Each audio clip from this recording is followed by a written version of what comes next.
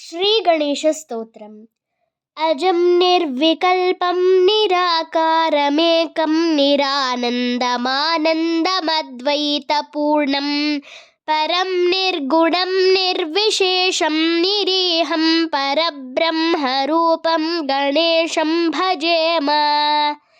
गुणातीतमानं चिदानन्दरूपं चिदाभासकं सर्वगं ज्ञानगम्यम् मुनिध्येयमाकाशरूपं परेशं परब्रह्मरूपं गणेशं भजेम।